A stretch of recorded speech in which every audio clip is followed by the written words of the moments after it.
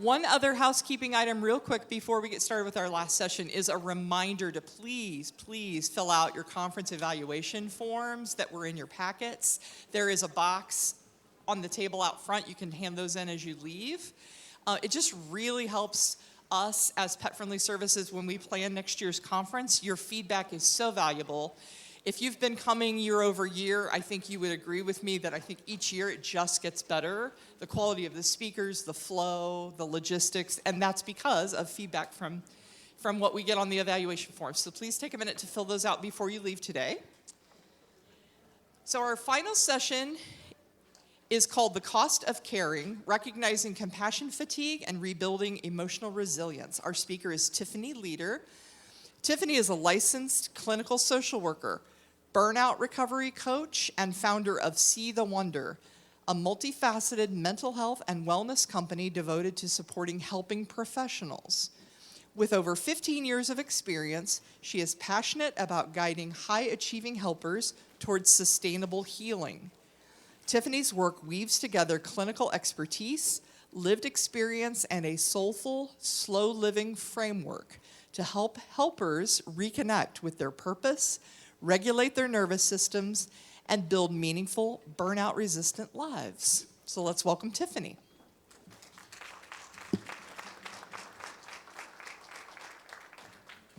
Thank you, everybody. I'm so excited to be here. Okay, we're at the last session, so we're kind of tired. We're kind of ready to go. So let's just do a little shakedown. You can shake out your arms. You can stomp your feet.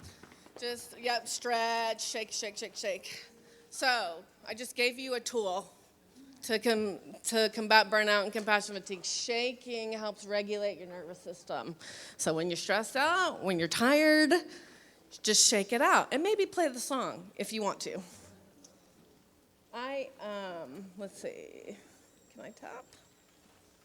Maybe. That one. Okay. Like she said, I am Tiffany Leader. I am the founder of my company. My company was birthed because I was in burnout and compassion fatigue. So if you're feeling it, I get it. And I'm here to say that we don't have to live in it. We don't have to live in that survival mode. RV, van life, is my way of combating burnout and compassion fatigue. I love traveling. My husband and I have been working our way to traveling and working on the road. And so that's the door of my RV. And I love the awe and wonder in the world. That's why See the Wonder is named See the Wonder, because the awe and wonder that we experience in our world is the beginning of healing. And so today, I want to believe with you that there is an end to compassion fatigue and burnout. We can put the flames out. We can practice. I'm going to give you some tools to practice, and we can live with less stress and more fulfillment. When we talk about compassion fatigue, let me give you the definition so we're clear. Compassion fatigue is the emotional and physical exhaustion that can occur with repeated exposure to suffering, intense emotions, and intense emotional needs of others. I feel like burnout and compassion fatigue kind of go hand in hand. They're like the twisted cousins, is what I call them, because they intertwine with each other, because both are under the umbrella of chronic stress. Burnout, like an easy definition of burnout, is that it is unresolved chronic stress. So when you think about the stressors that you're dealing with on a regular basis, think about how they're piling up, how they're stacking up, and are you relieving them, or are you internalizing them inside of your body? And we will talk about that in a minute. Okay, this is the flame scale. So I kind of want to see where you're at. How intense are you feeling the physical and emotional exhaustion right now? If you are a 1, barely a spark, raise your hand. You're feeling pretty good physically. You're pretty good emotionally. You're taking care of things. Any 1s? Okay, how about 3? In the middle. You're feeling it. You're kind of managing it. You feel it. It's kind of there. Or are you like 5? Are you on fire? because I was on fire. So I understand you. I see you. I see all of you, because that was me too. And it's okay. I'm going to help kind of dampen the fire out. This is the emotional risk with compassion fatigue. This is some research that I have found. 2 to 3% veterinarians have a higher suicide risk, 2 to 3 times more in the general population. I think they're in the top 3 when I was doing some of the research. 50 to 60% of people report that they are burnt out in the animal welfare field. 50% report compassion fatigue. And then 70% have a higher traumatic stress in the shelter. You're experiencing more traumatic stress in the shelter organizations. So this is some of research I've done over the last 3 years of looking at research, seeing the statistics, and really kind of confirming what I was seeing in the training. This is what's leading us to compassion fatigue. One of the ways compassion fatigue shows up is in our bodies, but we never really recognize it. Or we get in this cycle that I have here. We're hustling, we're overworking, we're trying to keep the organization afloat, and then we crash. Maybe it's illness, maybe it's a migraine, maybe it's insomnia, maybe it's anxiety. I'd love for you to raise your hand. Where do you feel, or you can shout it to me, where do you feel stress in your body? Shoulders, neck, jaw, stomach, yes. All of the, yes, me too. My jaw is the worst place that I feel it, is right in here. Easy technique to release stress in your jaw. Just the opening place, just press in lightly. Open and close your mouth. Take a breath. That will start, when you start teaching your body how to relieve the stress, it will follow. Constant sickness, tenderness in your shoulders. Sleeping is also one of the number one indicators that you're leaning towards burnout and compassion fatigue. If you start not sleeping, you can be like, what's happening? And sleep is the most important thing we have, and I'd love to go into all the research, but I'm not. But it's one of the most important things where we need to restore and reset ourselves. And so one of the easiest things we can start working on as well. It's not weakness that you're feeling these different points of tension in your body or the stress. It's your body waving a white flag that's saying, hey, something's going on. Our bodies will cue us more than our brains will. Before our brains will be conscious. So when we can start listening to our body and what our bodies are telling us and starting to take action with that, then we're able to catch it before it gets worse. Or catch it before we're like a 6 or a 7 on the flame scale. Listening to your body also regulates your nervous system. So our nervous system, basically nervous system regulation is going from a heightened state of emotion and your body is like buzzing to a lower state of emotion, which means you're calm. And so when we can listen to it and say, hey, my jaw, let me do a little bit of this. Oh, my neck is really hurting. Let me just give myself some love in my neck. Oh, my stomach's hurting. Let me do some breathing. Those little things will help release the tension in your body, which will also release the tension in your brains too, which will create space for you to feel the passion that you have for working in this field. Stress tampers the passion that we have. So when we can listen to our bodies, that it's telling us a story and do something about it, then we're able to create space to feel again. Anybody feel numb sometimes? When you're so stressed out, you feel numb? Yep. Me too. Been there. It's because we are overwhelmed, we're short-circuiting, and we have to tamper everything down just to survive and do the day. And so when we listen to and that shows up in our bodies. And we'll talk about the emotional load in just a minute. Okay, misconceptions. I'm going to go through some misconceptions so we can kind of navigate, like, what are some of the things that are contributing to compassion fatigue and burnout? Being a loyal and dependable employee means come early and stay late, be a team player and pick up the slack, and you care because you are burning out. Now, in and of themselves, these things, besides the burnout, aren't a bad thing.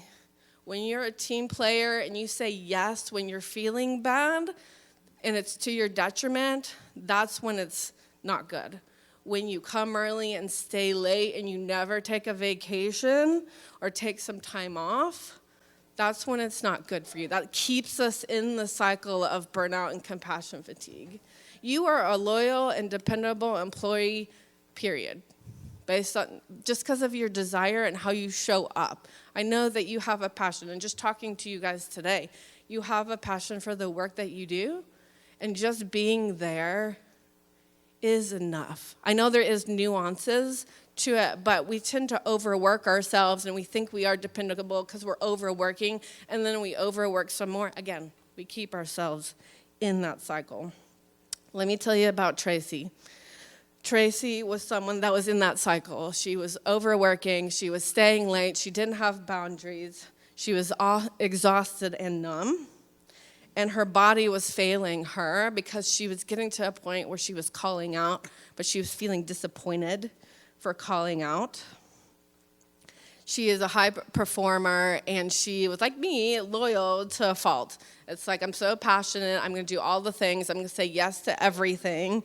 But she started to notice, like the migraines, she started to notice the tension in her body. Her recovery from sickness was a lot slower. And so one of the things that we did to start combating burnout and compassion fatigue was say, hey, are you tired? Take a nap. Are you stressed? Take a breath. Are you hungry? Eat. Do you have to pee? Go. Who does not go pee during the day, just to be honest? I know nurses are like that. There's people in my field. I know, like, we get so busy that we forget to do our normal bodily function. So that's one of the things that Tracy and I started with, was like, let's just notice what our body is telling us, and let's give it what it needs. So let's go to the bathroom when we need to. Let's take that sip of water. Let's go on your lunch break. That's a big thing I talk about in a lot of my trainings, like who takes their lunch break?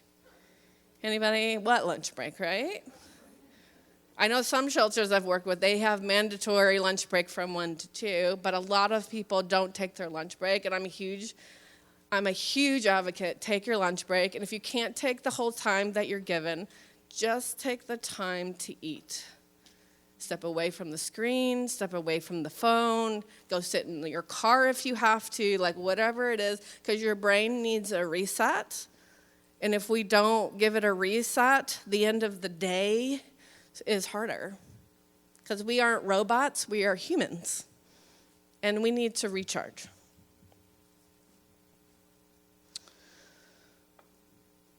This part of listening to your body is what I teach also in my group coaching program. We go deeper into listening to what our body is saying and what it's trying to tell us, kind of learning the language of our body. So one of the best things you can do is just start noticing, is my jaw tight? Is my stomach tight? Where can I breathe into those spaces to release?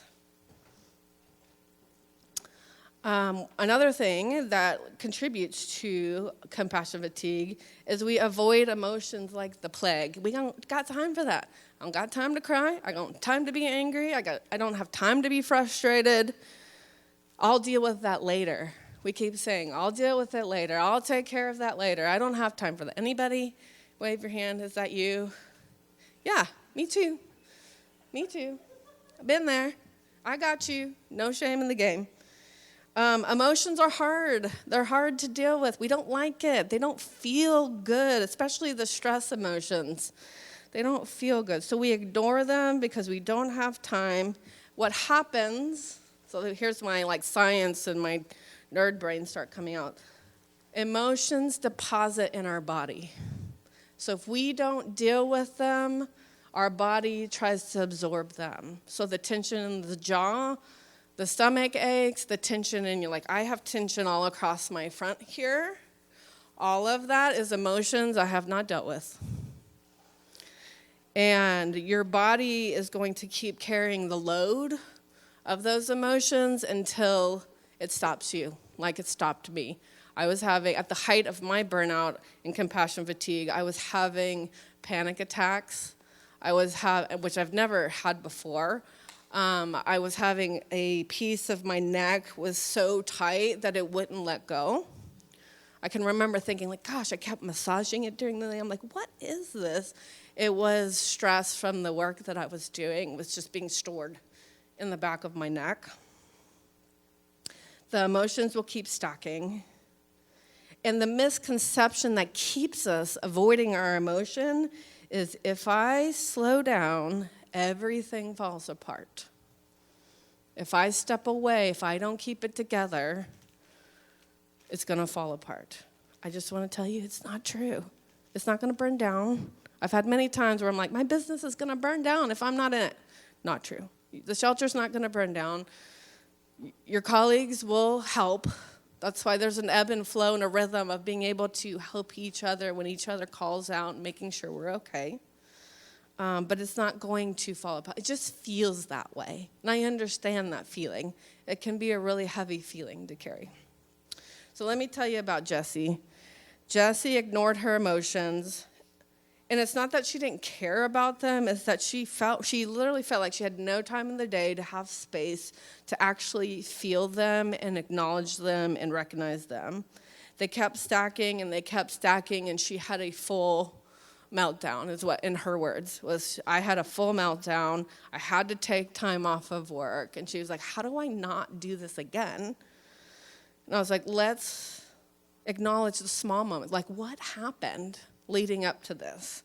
Well, it was this person that had to make a decision on this. I had to make a decision on that. I wasn't sure about this decision, so I put off that decision. My friend got angry at me, and I didn't know what to do, so I just ignored and pulled back from the situation. And all of this started piling up. When we can address the emotions, when they start piling up, it's pressure. What happens when you push a beach ball down in a pool? It shoots up. So what happens when we push our emotions down? We either explode like a volcano, we're anxious, angry, and irritated, and we start snapping at people, or we implode on ourselves, and we shut down and we're numb. And so to avoid that is starting to say, what are the things that are making me irritated, angry, upset? Can I find words? With my clients, I use an emotion wheel because we name it to tame it, is what I say. Not my phrase, but we name it to tame it because when we can name our emotion, it gives it some release. That's the pressure valve. When we can organize it a little bit in our brains, our bodies can relax. Be like, oh, I'm frustrated because this person didn't show up today. Or I'm sad because I really loved this animal in our shelter and we had to make a hard decision with it. Give space for that emotion to release. We have to release that emotion from our bodies. Otherwise, like I said, it'll get trapped in. So going back, if I slow down, everything will fall apart. This is about our emotional load, but also everybody else's emotions that we take on. Have you ever felt other people's emotions? I see noddings of head. Yeah, what happens when we feel other people's emotions? We take them on. They stick. They stick to us. So we avoid those emotions. Some of the work that I do with my clients is recognizing whose emotions are inside of me right now. Is this mine?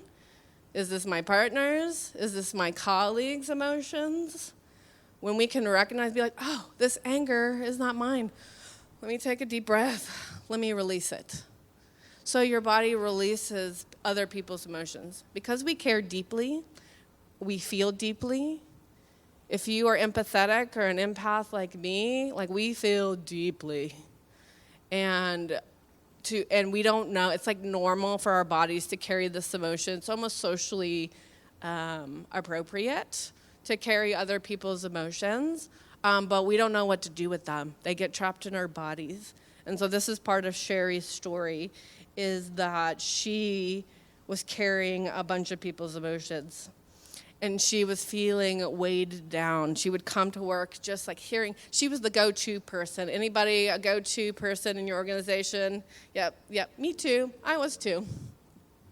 We love to be needed. We love to solve people's problems. But what happens, people come to us and we get overwhelmed and stressed out, and we're like, why? It's because we're carrying their emotions with us. We got to release their emotions as much as we have to release our own. Part of that is boundaries, and I don't have time to go into boundaries, but I just want to say, like Sherry realized boundaries weren't abandonment.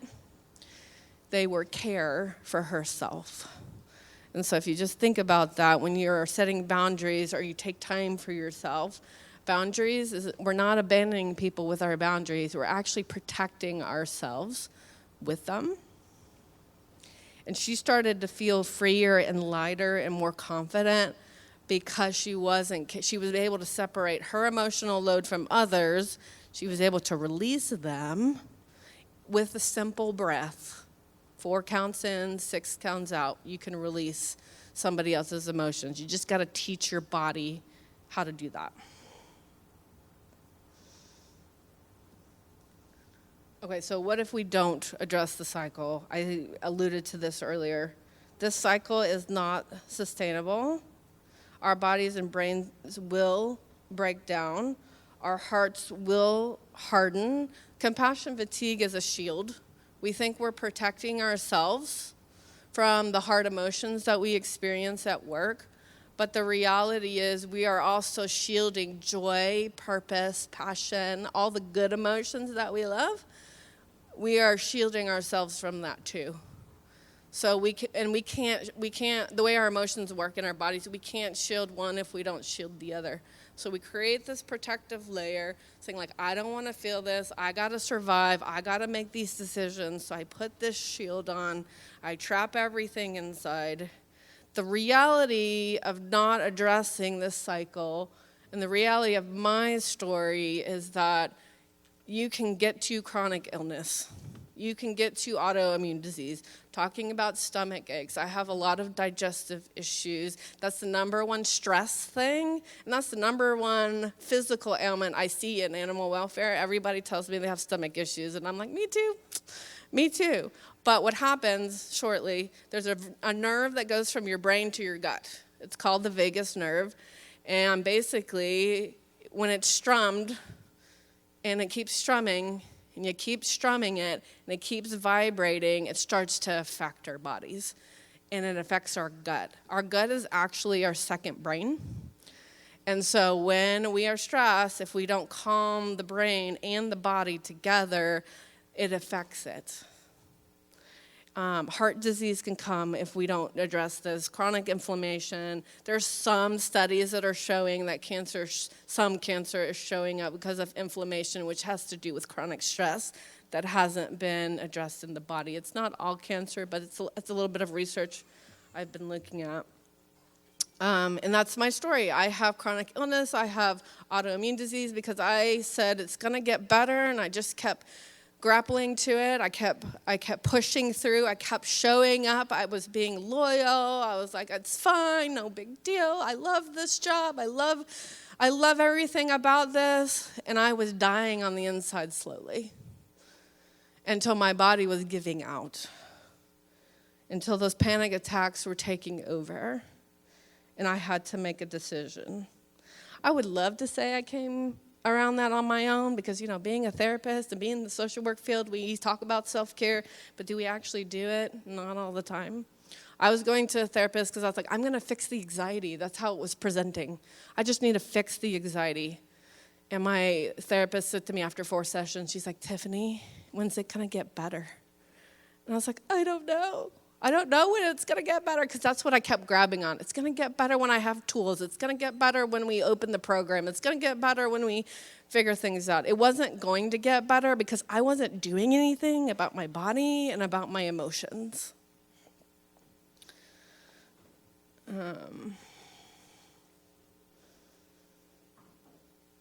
I share this not to scare you, but just to recognize the reality. I don't want you to get to where I was. I don't want anybody to get to that place where you're not functioning well on a daily basis and that you don't feel the fulfillment that you felt in your work. It's possible, and I am a testament to that you can have that fulfillment and passion and deal with the stress. What do we do? So we talked about everything from how it's affecting our brains, how it's affecting our bodies, how it shows up in us. Well, what do we do to change that cycle? And I like to say we create rhythms. I call it rhythms instead of work-life balance because you're still navigating the tightrope on balance with the word balance. But with rhythm, it's flexible, it's adaptable, and it's going to change. Your routines to take care of yourself is going to change based on the season of life you're in. But also if you think seasonally, we're in spring. Spring is like naturally energizing. Honestly, spring should be the new year. Because why are we doing New Year's in January in the dead of winter and we're supposed to be hibernating and we have less energy? I'm like, I don't understand this concept. But when we can honor our natural rhythms of our bodies, and that's work that I do with my clients, is seeing what is your natural rhythm? What's the natural rhythm of during the day? How much energy do you have? Some people are like a night owl, and they can stay up all night and they're good to go. I'm like a 10 to 2 person. My energy is top between 10 to 2, but man, give me a slow morning and I better get in bed early. But everybody's is different.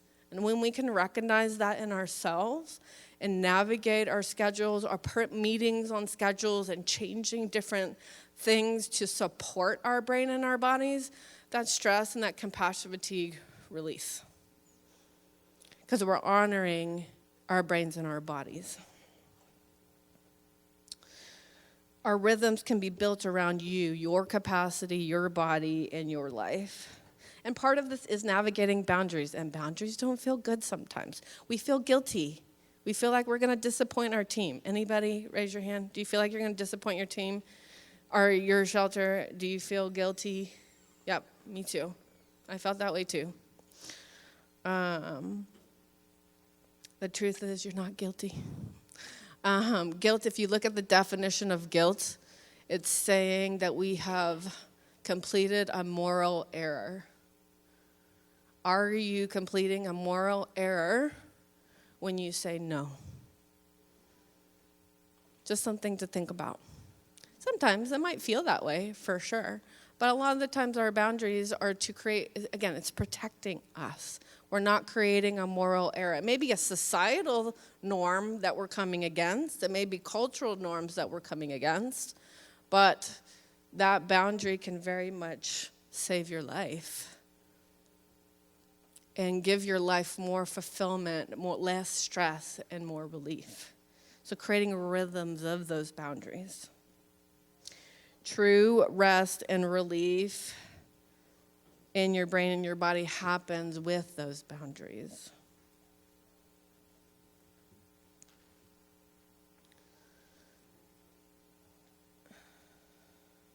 Okay. This is one of my favorite things I like to do with my clients. These are what I call, and I've given you little snippets of it, the take a moment practices. This is regulating the brain and body one moment at a time. If you can take a shift, 1%. There's a book called Atomic Habits by James Clear, and he talks about taking 1% shift. And he has a lot of studies and case studies on what happens when you take 1% instead of overhauling your entire life. 1%. And think about 1%. What could you do to take care of yourself? 1%. That's not even saying like I can take off the day. I mean, that could, but I feel like that's a bigger percentage. But what's 1% of saying like, I'm going to take up space for myself. I'm going to take care of myself Maybe I'll do some deep breathing. Maybe I'll shift and say, you know what, I'm going to try to take off and take my vacation. Maybe I'm going to step away from my phone for a second. Maybe I will take my lunch break. Small things consistently done will add up. And I want to tell you about Liz's story, because she was stuck in the cycle, she was exhausted, and she was overworked.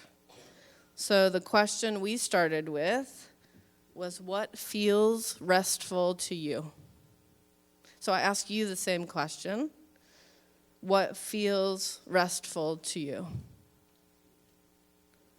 You can write it down if you want to tell me, that's fine. If not, that's cool.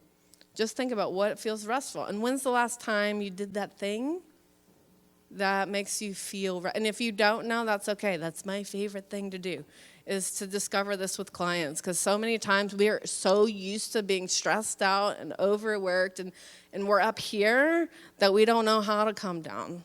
Like anybody, does slowing down feel hard? Quiet, stillness? Yeah. Our bodies are used to being up here. Our brains are in survival mode. So when we start coming down, it's like, woo! It's like, is this safe? Is this safe? I don't know. I don't know if this is safe. So we have to teach it that it's safe. It's safe to be still. It's safe to be quiet. It's safe to feel your emotions. And being with people that allow that safety is important too. Okay, going back to Liz. So we got curious about what thoughts and misconceptions were in the way. And she discovered the moments that she would take brought rest was something that brought rest to her in her childhood. One of the things I can think about that we did talk about was laying on the ground and watching the clouds and naming the clouds. When's the last time you took a moment to look at the clouds and see what forms they were? I used to love that. I used to love doing that as a kid. I'm like, it's a dinosaur. No, it's a star. No, that actually looks like a pig. I used to love that, but it requires slowing down. Let's practice that. And it brought her so much joy. There are things she wanted to try. As an adult, she never gave herself permission. Like, I had a client not too long ago going back to dance. She took an adult dance class because she used to dance as a kid, but she hasn't danced as an adult, and it brought her so much joy. Or art. A couple years ago, I rediscovered art and how much I loved it. I loved coloring. There's so much science, too, behind coloring and art and painting and regulating your nervous system. Just the act of coloring like this will bring the stress down. It relieves the stress, and it tells your system that you're okay. These moments are also called glimmers, if you've heard the term. If you haven't, glimmers are moments of beauty and joy and connection to yourself. They are opposite of triggers. They heal the brain and body, one glimmer at a time. And everybody's glimmers are different. We might have similar ones. Like, I love the beach. I love the ocean. That's a giant glimmer for me, being near the water. But you might not. You might be like my husband and love the mountains. He hates the beach, but he loves the mountains. So we're different in that. Everybody's going to have a different glimmer. We have thousands of glimmers every day. If we can just find them, they start to heal us one little glimmer at a time. It starts breaking down that shield of compassion fatigue, that exhaustion, because joy helps boost the brain. It's a dopamine hit for your brain, and we can get it from those little moments. We created, Liz and I created a space for real rest for her. What did that feel like? What did that look like?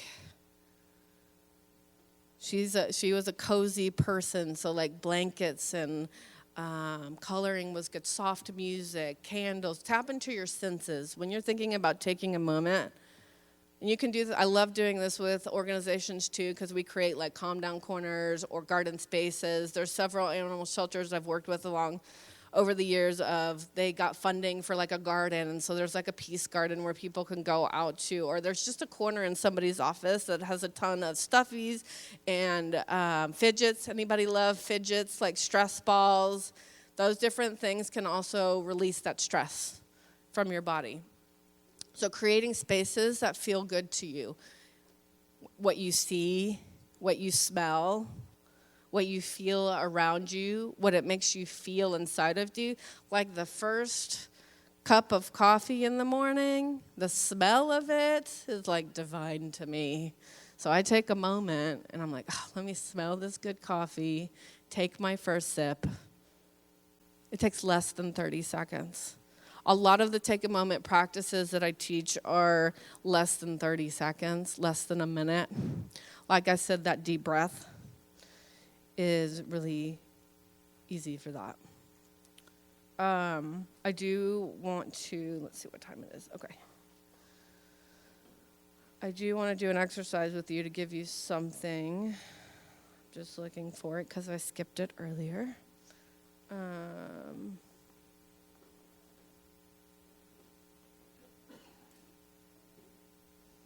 Okay. I want you to, if you're comfortable, close your eyes, or you can lower your gaze to the table.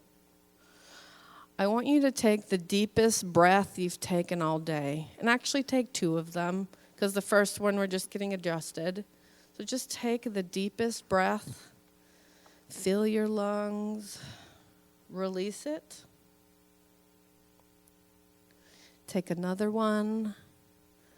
Fill your lungs, release it, let your body release with it. I want you to think of something that does bring you joy. It can be in nature, it could be a person, it can be anything. I just want you to think of that joy. Every time you breathe in, that joy gets stronger. Every time you breathe out, the stress releases. Every time you breathe in, the joy just bubbles up. Let it bubble up. Every time you breathe out, just release that stress. And just focus on the joy. Enjoy the joy in this moment.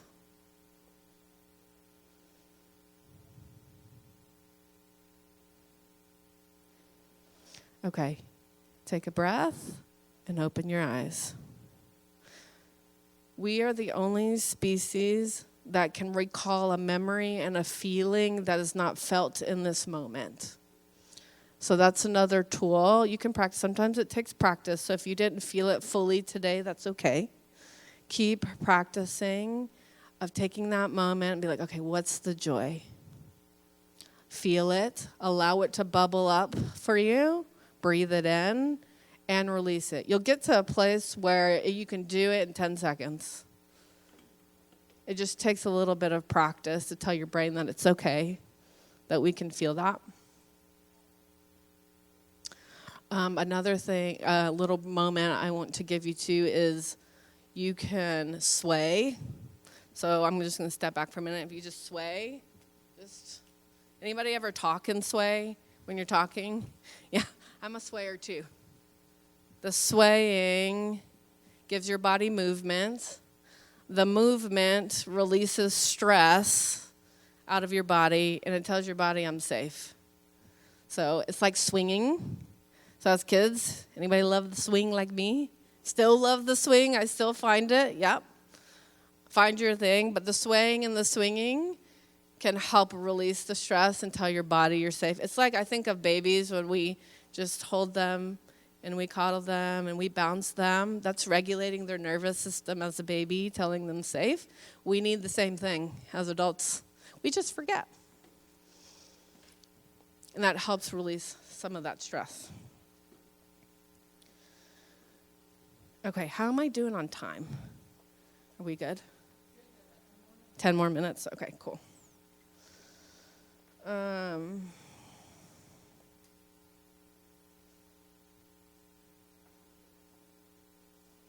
Okay, I'm going to teach you another one of the things I like to do too, especially because I think several of us have jaw stress. And you might have jaw stress. So if you clench your teeth or you're a jaw person, I'm going to teach you this.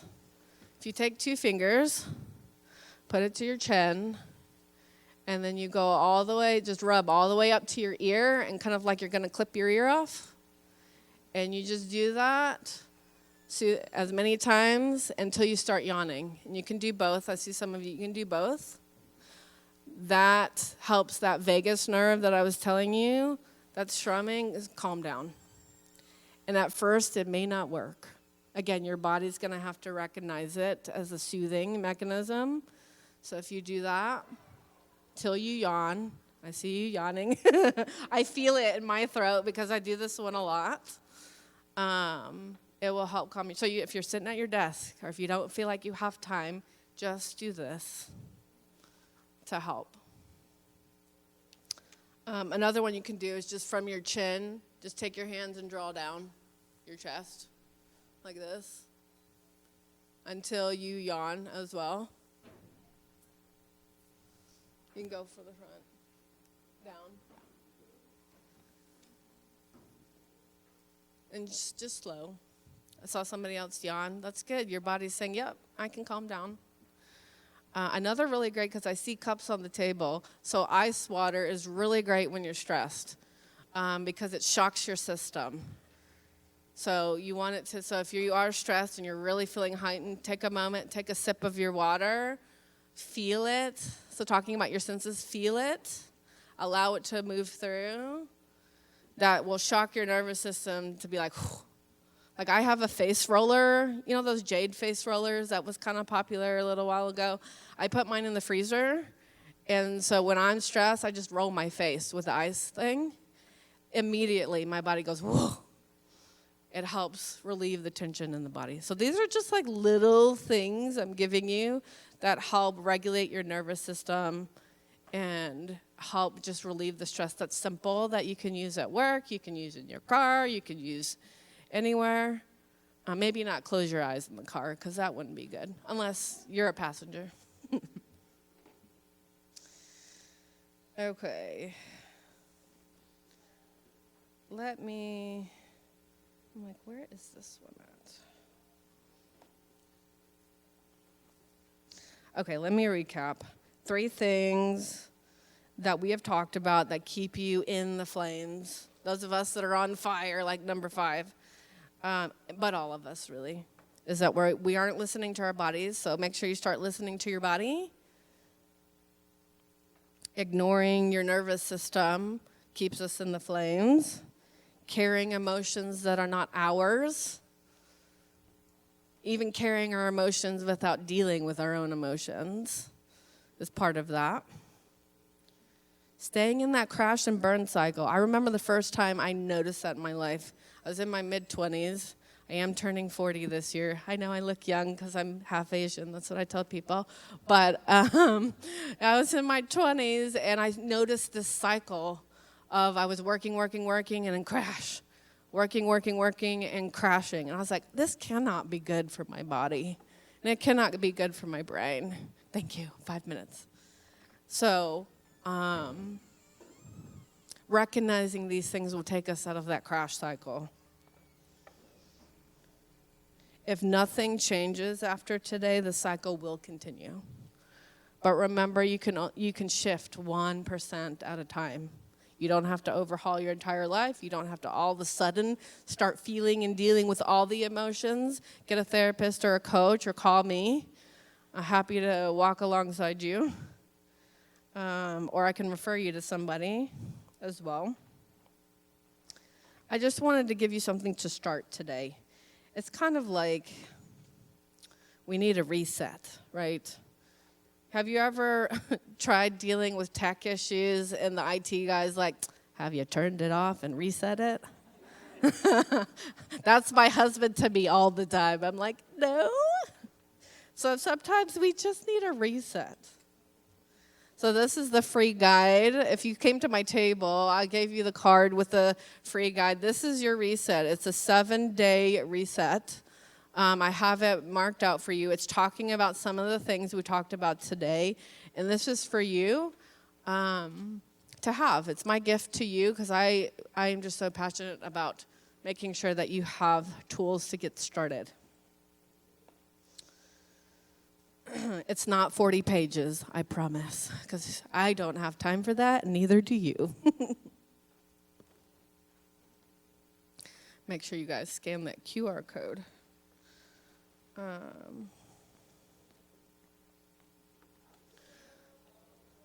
Just making sure you guys got it. Okay.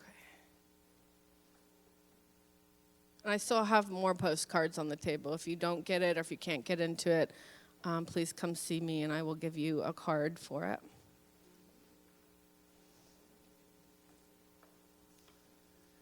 And the next thing is that I've created a group coaching container called Replenish because you don't have to do it alone. I understand that the guide is a starting ground, but oftentimes we need to teach our brain and our bodies what to do, and that takes time.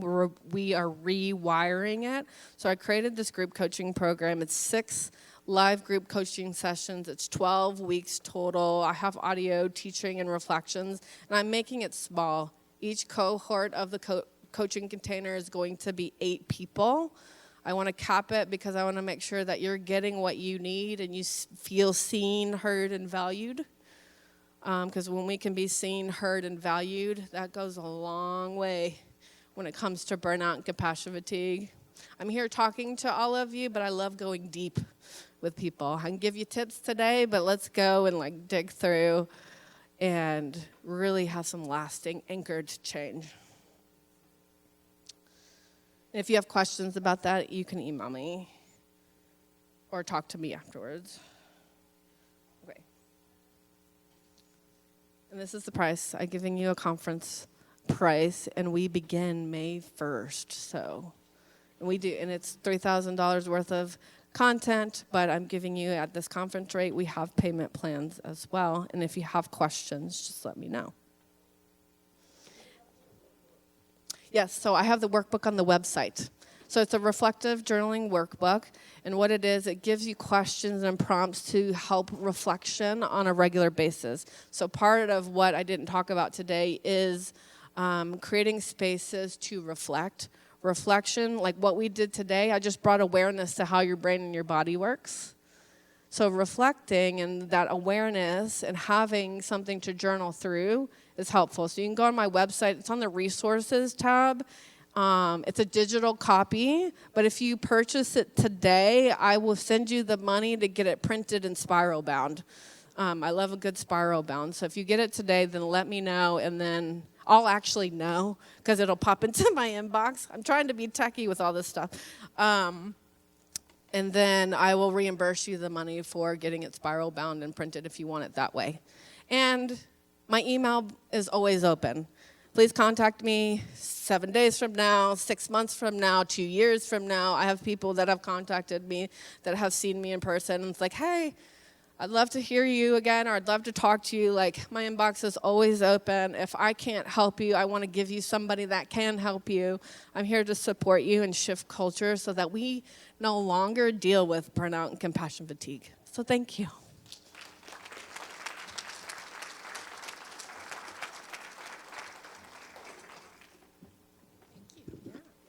Thank you, Tiffany.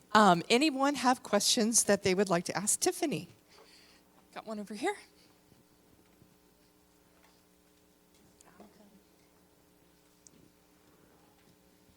Can you please tell us the name of that and author of that book again you spoke of just a moment earlier? James Clear, Atomic Habits. I know that one. It's a good one. Other questions for Tiffany? I want to remind you one more time to fill out your conference evaluation forms before you leave, and there's a box that you can drop them off at the front table.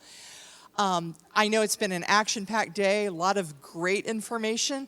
Let's show our appreciation one more time to Tiffany.